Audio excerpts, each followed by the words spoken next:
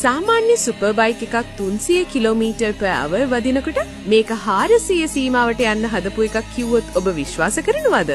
මේ ලෝකයේ වේගවත්ම නිෂ්පාදිත යතුරුපැදිය Kawasaki Ninja H2. හුඟකයි හිතන්නේ මේක තවත් එක නින්ජා බයික් එකක් කියලා.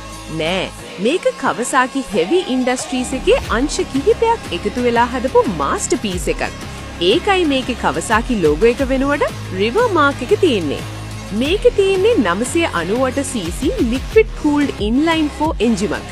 හැබැයි විශේෂත්වය තමයි ඉංජිනේරෝ මේකට centrifugal supercharger එකක් හයි කරලා තියෙන එක.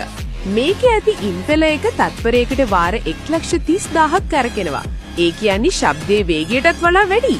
මේ සුපිරි ආරෝපණය නිසා සාමාන්‍ය H2 එකක අශ්ව බල 228ක් සහ 141.7 Nm ටෝක් එකක් ලැබෙනවා.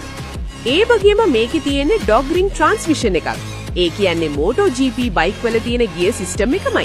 ඉතාමත් වේගයෙන් සහ සුමටව ගිය මාරු කරන්න මේක උදව් වෙනවා. බයික් එකේ වම් පැත්තේ පෙනෙන මේ ලොකු සිදුර RAM එයා ඉන්ටේක් නිකම්ම සිදුරක් නෙවෙයි. මේකෙන් තමයි සුපර් චාර්ජර් එකට අවශ්‍ය වාතය අධික වේගයෙන් ඇදලා ගන්නෙ. ඔයාට ඇහෙන මේ සුවිශේෂී ෆ්ලටර් සද්දේ එන්නේ මේ වාතය ඇතුළට ගන්න කොටයි. මේකේ පෙනෙන මේ ලස්සන කොළ පාට ට්‍රෙලිස් ෆ්‍රේම් එක හදලා තියෙන්නේ නිකම්ම ලස්සනට නෙවෙයි. මේ රාමුව නිසා බයික් එකේ බර ගොඩක් අඩු වෙනවා වගේම එන්ජිමෙන් පිටවන දැවැන්ත රස්නය ඉක්මනින් පිටතට යවන්න මේ ව්‍යූර්ත සැකස්ම උදව් වෙනවා. මේකේ පෙනුම හදලා තියෙන්නේ අභ්‍යවකාශ තාක්ෂණය පාවිච්චි කරලා. මේකේටි කාබන් ෆයිබර් කොටස් සහ ඒරෝඩයිනමික් වින්ග්ස් නිසා අධික වේගයේදී බයික් එක එසවෙන්න දෙන්නේ නැහැ.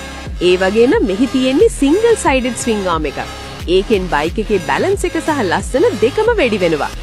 මෙච්චර පවර් එකක් පාලනය කරන්න Bosch IMU 6 axis system එකක් තියෙනවා. ඒ වගේම cornering ABS, engine brake control සහ launch control වගේ සුපිරි ඉලෙක්ට්‍රොනික පහසුකම් මේකේ ඇතුළත්. මේවා නැත්තම් මේ බයික් එක පාලනය කිරීම හීනයක් විතරයි. ඉතින් ඔයා කැමති Ninja H2 එකටද නැත්නම් H2R එකටද? ඔයාගේ අදහස කමෙන්ට් කරන්න. මේ වගේ සුපිරි බයික් ගැන දන්න යාළුවන්ට මේ වීඩියෝ එක ෂෙයාර් කරන්න. තවත් මේ වගේ දේවල් බලන්න අපිව ෆලෝ කරන්න.